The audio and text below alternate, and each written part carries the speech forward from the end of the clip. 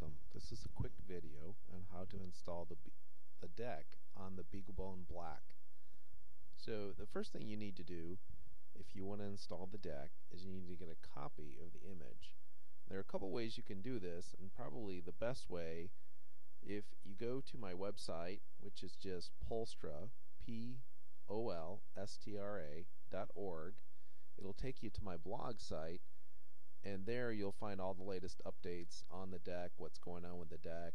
If there's anything you should know, it'll be posted there as well. You'll probably also see some links to some future videos and such. But if you have a look at this particular blog post, you'll see there are a number of ways you can get a copy of the deck.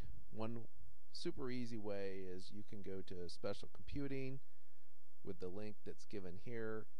They sell preloaded cards, so you don't have to go through some of these steps I'm going to run you through. You can also download the images directly.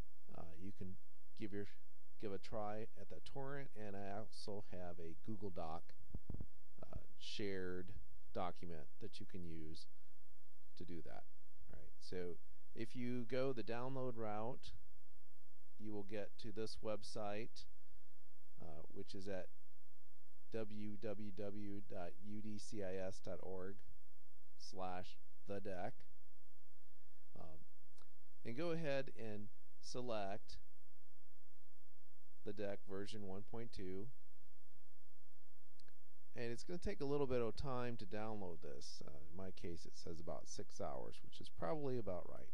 The archive is about 2.3 gigabytes. Now, I already have this downloaded, so I'm going to go ahead and cancel that and show you what you need to do once you've downloaded the archive. All right, so over here I have the archive, and I want to expand it. It's pretty simple. I just want to do a tar X for expand, Z for it's compressed, V for verbose, F, and then give it the name of my file, like so. Once I've done this, it will go ahead and expand this archive. Again, this might take a little while because it's going to expand to a fairly large file.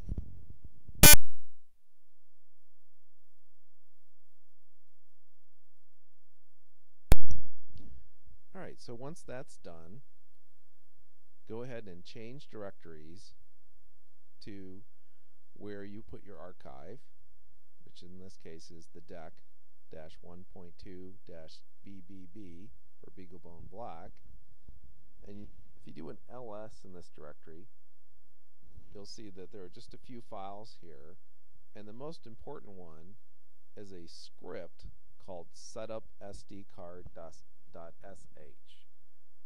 So go ahead and run this script. You're going to have to run it as root. So if I do a sudo /setupsdcard, and I can run it with a --mmc probe option, and what this will do is it will say, actually I did that wrong, probe mmc, and what that will do is it will tell you where it thinks your SD card is located.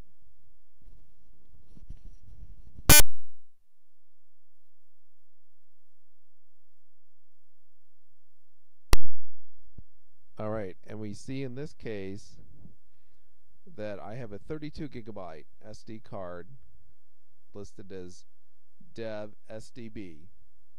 Now, a note about SD cards. I highly recommend that you get a class 10 card. You can save a couple dollars with a class 6 or even a class 4 card, but it's probably not worth it. Your performance is going to be a lot less, and I really think that it's worth spending a couple extra bucks to do this. Alright, so once you have identified the appropriate device, all you need to do is run the script again. So I'll run the script, and this time I'm going to pass it a different argument. I'm going to pass it dash mmc, and I'm going to pass it slash dev slash sdb, and then I also have to tell it what card I want to build for. This is a script by Robert Nelson, and it actually is built to install Ubuntu on a number of different boards. So I want to tell it dash uboot, and then bone is the name of the board. If you've done this before with some older versions of the script, you might be aware that you had to use bone or bone DTB for the BeagleBone Black, but that's now been combined so that any of the BeagleBones you can simply use bone, and it'll go off and do its thing.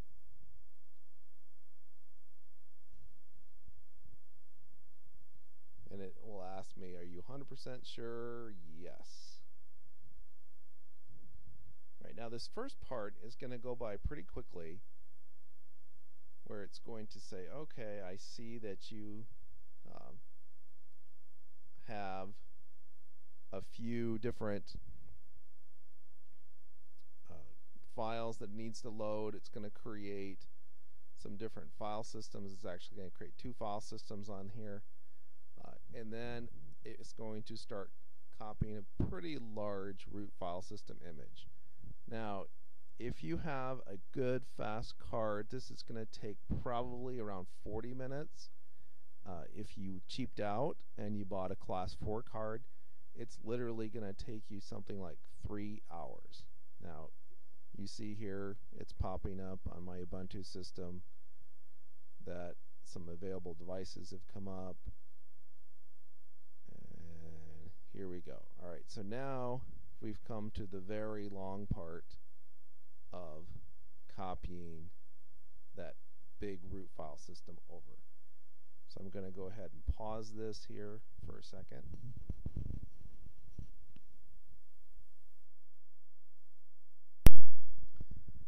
Alright, so I've gone ahead and I've made my image now. Now all I have to do is, once that's completed, it'll give me a nice message. Take that micro SD card and insert it in the BeagleBone Black, power it up, and in this case I'm just going to show you really quickly a couple of things you can do. I'm going to SSH into my BeagleBone Black. Obviously I could just as well sit at my BeagleBone Black and hook it up to a monitor and such, but just for the purposes here, I wanted to show you real quickly a couple of things that you can do with the Black. So I'm going to go ahead and SSH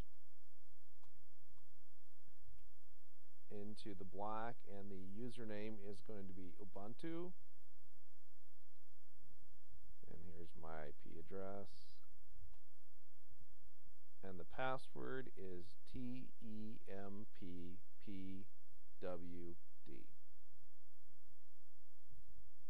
And there you have it.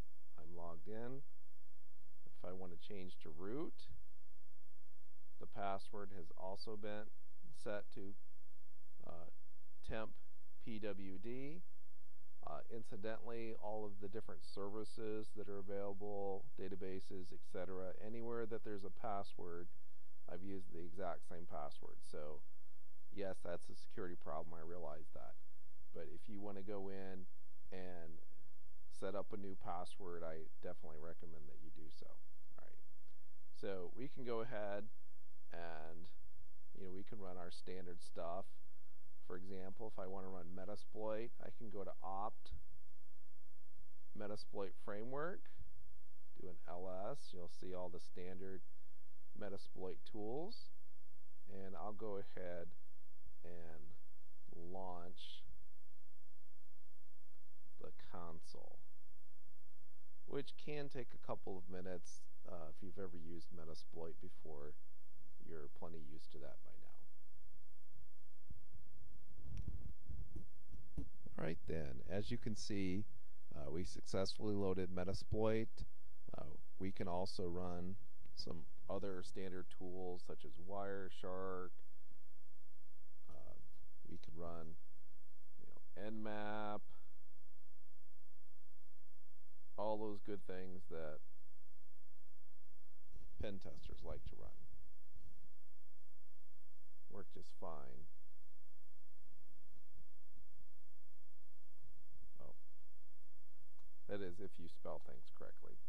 So you can see things are up and going. Now's the time to play, have some fun.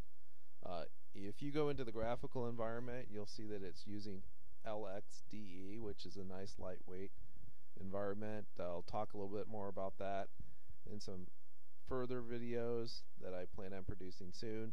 Also, I plan on putting out a video on how do you set up the drone if you're trying to do the drones and take a bunch of these BeagleBone blocks and connect them together with XBee radios and all that. So that's all for now. Enjoy. If you have any questions, let me know.